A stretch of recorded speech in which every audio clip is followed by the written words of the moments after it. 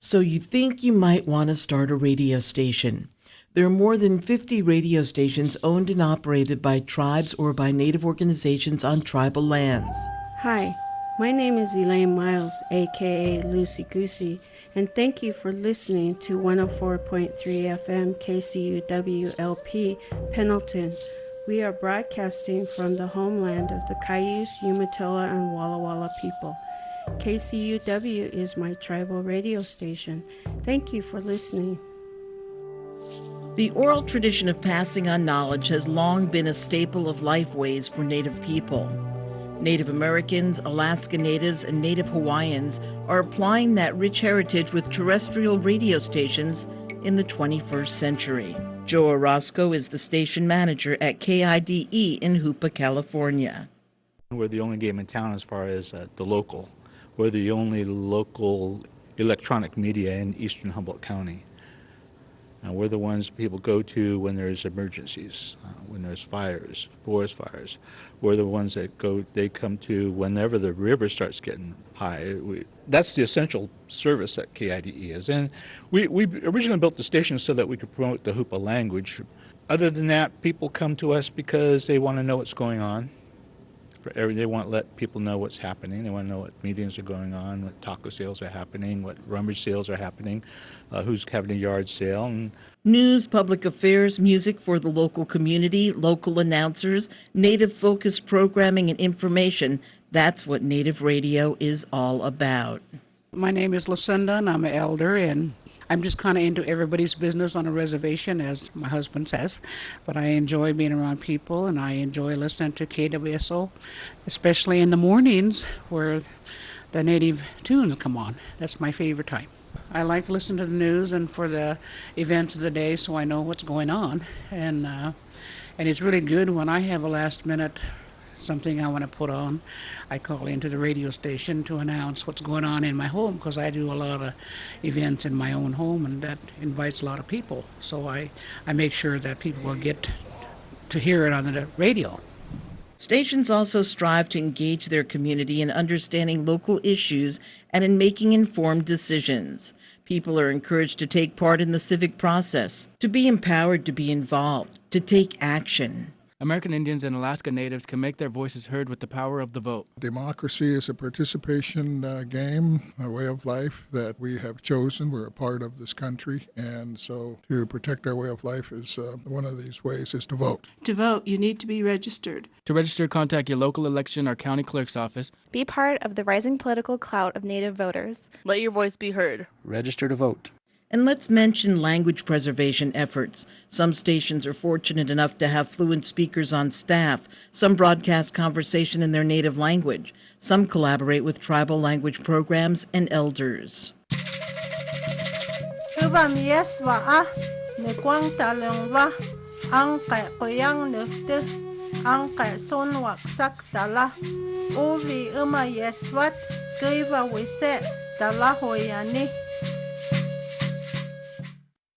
My name is Kara Dukpo.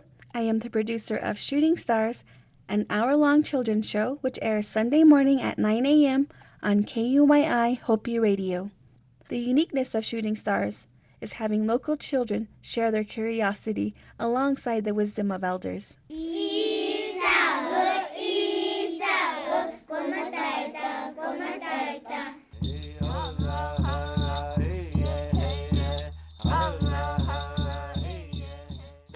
Hey, Clayton John Hotka. Hey, Eddie. Alice Kanjan Tajan, Hajalain Yajan, Kashiti Aragon Hanton, Aragon Star, Julia. Listen to these Kiksht or Wasco words. Icht, number 1. Moksht, number 2. Shun, number 3. Icht, moksht, shun. If you're interested in pursuing a radio license, first you should imagine how your station fits into your community. What will your station's mission be? There's lots of reasons to have a radio station. Radio stations can do lots of things. Radio can be key in sharing information during emergency situations. I was holding on to my granddad's hand. He was pointing to the promised land that lay beyond the reservation road. He said, don't make a promise you won't keep. Don't betray the earth beneath your feet. And we walked on the reservation road. Radio is a way to engage people in learning about any number of things: language, culture, history, lifeways, available resources in your community, health and mental health education, safety reminders, personal finance, how to start a business, parenting education, current events, and news. You can focus on one area or you can focus on all of them. Today we're being broadcast live via KWSO 91.9. If you decide to start a radio station, you'll need a broadcast license, and that's where the FCC comes in. Filing for a license is your first major task. You'll need help to do that. Professional broadcast attorneys or radio frequency engineers that specialize in the engineering and licensing procedures required to establish a station. If your application is successful, you would be issued a construction permit and the process of building a station begins. The next step would be to bring in a capable project manager who can oversee the construction of a station, develop strategic and business plans for ongoing station operations, and navigate the world of broadcasting from identifying potential tower locations to legal requirements, station policy development to the creation of radio station personnel job descriptions. You're going to need money: broadcast attorneys and engineers, contractors to construct or remodel space for studios. Equipment: you'll need a transmitter, you'll need an antenna, a tower to put the antenna on where you can offer the best signal to your community. You'll need a studio with a console, a microphone, a computer, recording equipment. You'll need a way to get the signal from the studio to the transmitter. There'll be electricity bills, operational funds like for any organization, and of course personnel.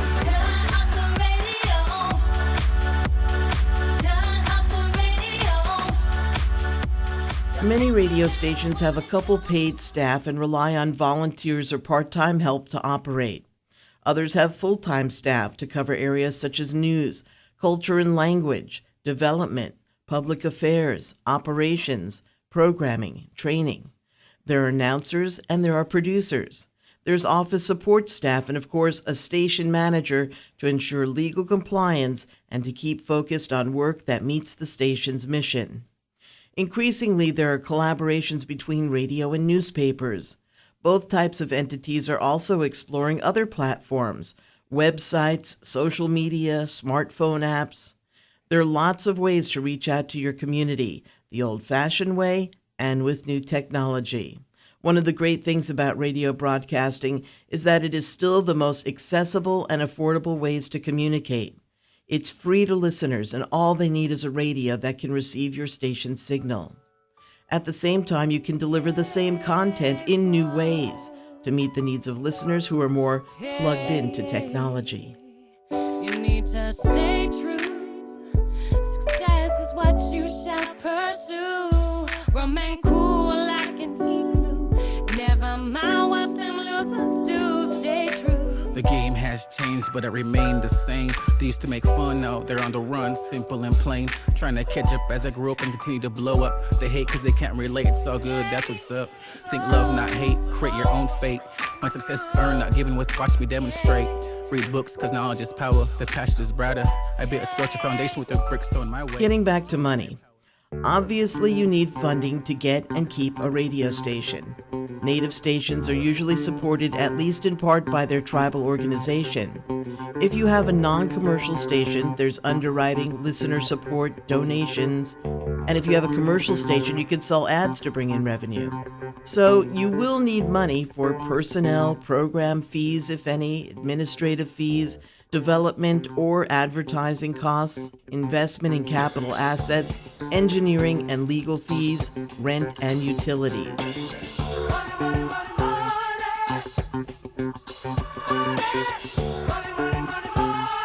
Laying out operational expenses and a business plan is important as you think about applying for a radio license. You'll need to have funding to build the station and then continue to have funding to operate it. Applying for a license is a first step. If you get a construction permit, You want to make sure the path is laid out for what you're going to need to succeed. A radio station can be a unique and important voice in your community. What other media outlets are covering news about your community?